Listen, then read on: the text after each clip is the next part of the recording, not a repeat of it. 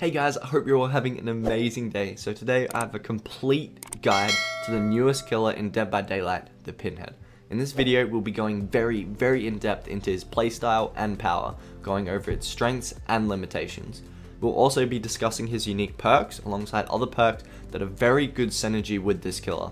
Finally, we're going to look at his add-ons, in particular which ones are the strongest and will buy you the most time, as well as what playstyles are most effective.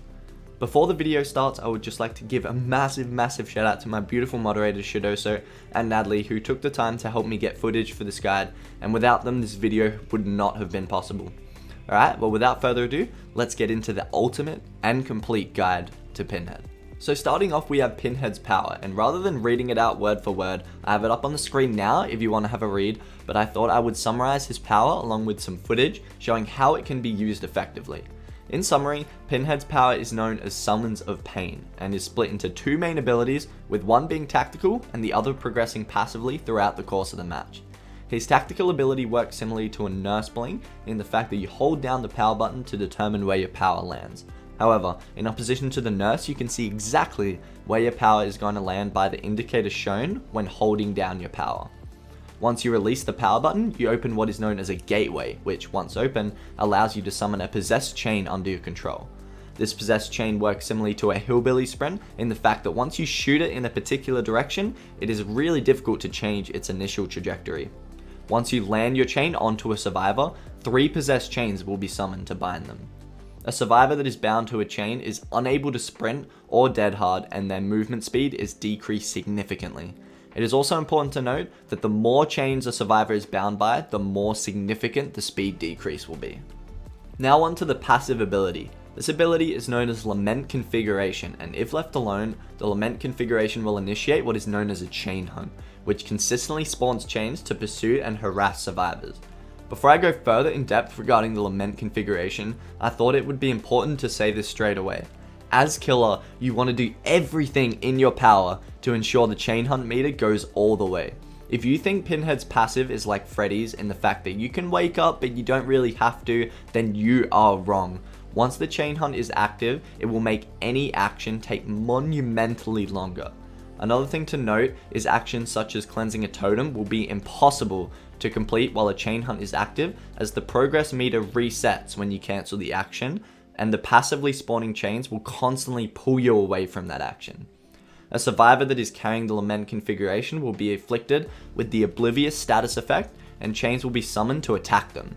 In order to end the chain hunt, the survivor must complete 2 skill checks, and the box will be automatically removed from their possession. It is also important to note that while a survivor is completing this action, Pinhead can see their exact location and teleport to them. While this is happening, the box will pin down the survivor temporarily before disappearing and resetting the chain hunt. As a survivor, you want to make sure you aren't in a dead zone when completing the box, as the teleport could result in an easy down. Alright, now that we've gained a thorough understanding of his power, let's discuss how it can be applied practically in a game scenario. Personally, the most effective strategy I have found using Pinhead's gateway ability is to try and land it right on the survivor and hit them with the possessed chain as fast as possible. If the survivor attempts to dodge while you are aiming the gateway and gives up too much distance, unlike Nurse, you can always just cancel it and hit them with the basic attack. While the gateway acts in the same way as a clown bottle, I like to compare it to Nemesis's Tentacle Strike and Deathslinger's Harpoon Gun. With Deathslinger's Harpoon Gun, if you ADS for too long, the survivor has time to react and dodge accordingly. However, if you quickscope and fire swiftly, you'll find that you can catch survivors off guard quite often. This is the same as Nemesis in the fact that if you aim his Tentacle Strike, survivors will react and start moving unpredictably, making it very difficult to hit. However, if you pull it up and strike instantly, they have much less time to react.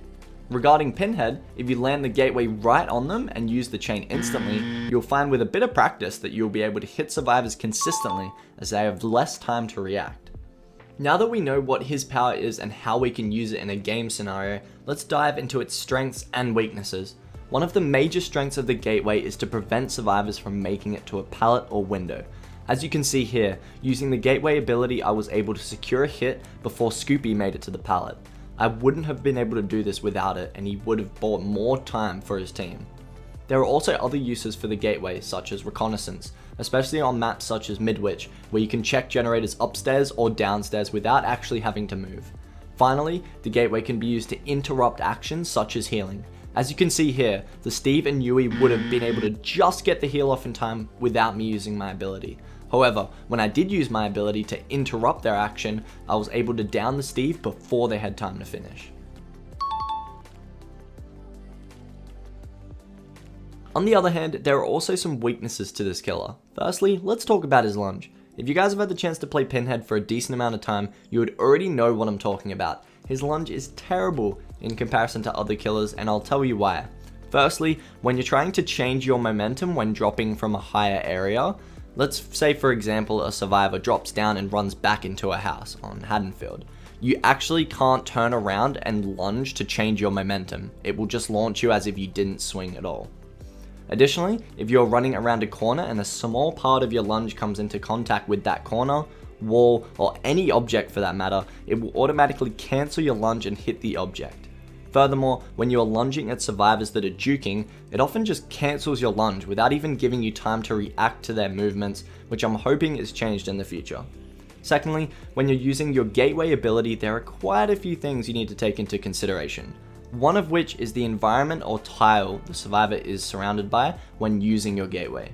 If you use your gateway ability before a narrow hallway or in a highly congested area, the survivors can actually use the environment to break your chains instantly. This can result in you losing distance on a survivor or missing a lunge that you would have otherwise hit. Additionally, Pinhead can actually break his own chains. While another chain does spawn shortly after to take its place, depending on the situation, a survivor could easily dodge it or have already made it to the next pallet or window by that point. To minimize this weakness, make sure you take into consideration where the chains spawn and plan your approach accordingly to ensure that you secure the hit. Now I know what you guys are thinking, Gibby, if the chains can break so easily, when am I supposed to use them for my power to be effective? That is a great question, so now I'm going to show you guys when the best time is to use your power. While there are some uses for a long distance gateway, such as an action interruption and reconnaissance, you don't want to be trying this during a chase. When you factor in the time it takes to fully charge your gateway, the possibility of missing a long distance chain, and the potential for the chains to just break instantly, it isn't worth the risk of attempting a long distance chain during a chase. Instead, you want to wait until the survivor is mid to close range so that you're able to not only hit them faster with your chain, but also be in a more favorable position to land that follow-up attack. So far we've gone very in depth regarding the gateway ability, so let me give you some tips regarding the Lament configuration. My first tip is this: unless you are doing something incredibly important, such as defending the last generator from being completed or preventing an important totem from being cleansed, trust me, you want to steal the box when the opportunity arises at all costs. If you see a survivor near you solving the box and you think you have the time to stop them, then do it, even if you have to drop chase. Taking the box off a survivor can have a massive impact on the game. Not only does your chain hunt activate, but it also notifies you where every survivor is in the game. Furthermore, the chain hunt usually takes a significant amount of time to activate, and most of the time it doesn't get time to before a survivor solves the box. It is also important to note that teleporting to the box will automatically reset it, so you have to engage the survivor in a regular chase in order to steal the box back. My second point builds on what I was just talking about regarding how important it is to ensure the chain hunt activates whenever possible. I'm going to show you guys some clips now which represent just how powerful the chain hunt can be. Once it activates, it makes it extremely difficult for survivors to escape. Not only do the passive chains hold the survivor in place for you to land your gateway attack, but it will also spawn additional chains to restrict the survivor's movements further if you decide to use the gateway ability first. So before we go on to perks, I thought I would just show you guys some neat little spots that you can actually use your gateway ability.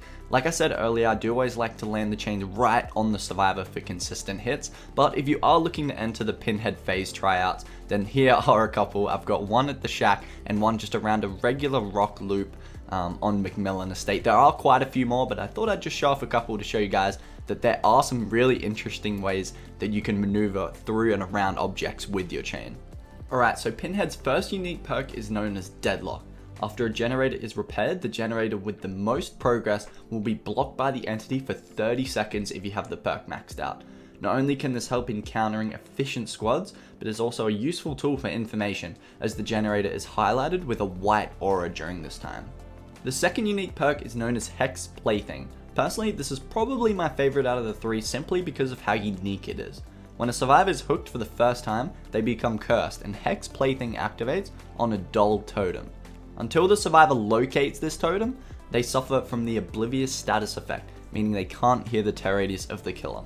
The player afflicted is able to cleanse the totem as soon as they find it, and the aura of the totem is revealed to them only when they come within 16 meters of it, assuming the perk is maxed out.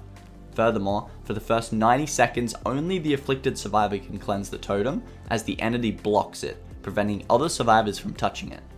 This perk can be very handy in catching survivors off guard with a false sense of security, and can be paired with perks such as Haunted Ground for even more value. Alright, on to Pinhead's third and final perk, Scourge Hook, Gift of Pain. At the beginning of the match, 4 random hooks are changed into Scourge hooks, which have a white fiery aura around them. When a survivor is unhooked from a Scourge hook, they suffer from the hemorrhage and mangled status effects, meaning it takes longer to heal and they bleed more frequently. Once the survivor is healed, they suffer from a 9% penalty to healing and repairing action speed until they are injured again. Now I did some testing with this perk and these are the results I found. Once unhooked and healed, the time it takes to heal someone is increased from roughly 16 seconds to 18 seconds, and generator completion time is increased from 80 seconds to 88 seconds. While the healing penalty isn't very significant, you can save up to 40 seconds on generators, assuming that the survivors completing them have been hooked on a Scourge hook and healed. Personally, I believe this isn't that great either, and you will definitely get more value out of perks such as Sloppy Butcher and Ruin. Okay, now let's talk about some perks that I would highly recommend trying out on him. The first is a Nurse's Calling, which is a teachable perk for the nurse. This perk allows the killer to see the aura of survivors who are healing or being healed within a 28 meter range.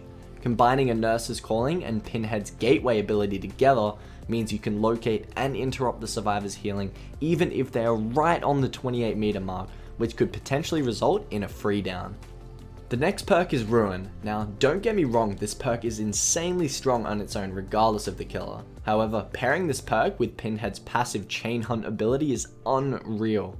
As you can see here, the chains passively pull survivors off generators, and in the time they are breaking the chain, Ruin begins regressing the generator's progress, resulting in the survivors making little to no headway. Another perk that works great with Pinhead is Brutal Strength. Playing as Pinhead, you'll find yourself getting in the scenario quite a bit where you know a survivor is going to drop a pallet, and you have to decide whether to just break the pallet or hit the survivor with your power first to stop them from getting more distance. Brutal Strength makes this decision simple, as you can easily hit the survivor with your power while they are locked in animation, then break the pallet fast with Brutal Strength. You'll find that this will often result in a free hit or down before the survivor is able to make it to the next loop or pallet, as they have made little to no distance while you're breaking the pallet. The fourth and final perk I wanted to highlight is Thrill of the Hunt. Now, I usually wouldn't recommend this perk, as Survive with Friends can coordinate totem cleanses, and with a lot of killers you physically can't protect multiple totems at once. However, unlike other actions such as opening a chest or completing a generator, if you stop the cleansing action for whatever reason, the progress on that totem will not be saved. Pinhead can use this to his advantage very well, especially when combining his Gateway ability with Thrill of the Hunt. What you can do is, once notified that a totem is being cleansed with Thrill of the Hunt, you can use your Gateway ability to pull a survivor off the totem, thus resetting their progress meter. Another effect of Thrill of the Hunt is that survivors cleanse totems slower, which buys you time to get within range if you are far away. Now, I know there are other perks that work really well with him, but I thought I would do my personal top 4. However, here are some honourable mentions that also work very well with Pinhead, some of which include Make Your Choice, Sloppy Butcher, Thanatophobia, Haunted Grounds when paired with Hex Plaything, Franklin's Demise, Hoarder, and Bamboozle. Okay, now that we've gone over Pinhead's unique and best perks, let's talk add-ons. The best add-on that I've found for Pinhead is without a doubt the Iridescent Lament configuration. How this add-on works is that while a chain hunt is inactive, survivors beyond 16 meters of the Lament configuration cannot see its aura. I cannot even begin to explain how huge this is, so I'll let the data that I recorded do the talking. From the test that we conducted with the add-on, it took the survivor searching an average of 36 seconds when actively searching to locate the box. On the other hand, without the add-on, it took an average of 17 seconds. That is a 19-second difference. When you take into consideration that, in accordance to more data I gathered, the average number of times a survivor picked up a box in a match was 7 times. Now this can vary depending on the length of the match, but this was the average I found from analyzing 10 of my Pinhead matches. When you do the math, that means that with the add-on, survivors will be spending approximately 252 seconds finding the box and 119 seconds without the add-on, resulting in a difference of 133 seconds. To put this into perspective, that is the amount of time it takes a survivor to complete 1.5 generators, which is insane. It is important to note that when we were recording this data, for consistency, the tests were all conducted on the Coal Tower, Macmillan Estate, so this number would have been larger than a map such as Midwich and smaller than a map such as Raccoon City Police Department. It is also important to note that the survivors can still see the location of the box when the chain hunt's active and within a range of 16 meters as well. The next add-on I wanted to discuss is the other iridescent add-on, Engineer's Fang. I would say this add-on is his second best add-on, and it makes it so that possessed chains injure healthy survivors. However, additional chains don't spawn to hold them down. This add-on makes getting that first hit much easier, assuming you know what you're doing with the gateway, and doesn't take away your ability to hold down survivors with extra chains once they have already been injured. It is important to note, however, that there is a drawback to using this add-on, as the gateway closing time is slightly increased after hitting a survivor with a possessed chain. While this is the case, I would say this is a really good trade-off considering the significant amount of time you're going to be saving getting that first hit. Now the third add-on I'm going to discuss is a very interesting one.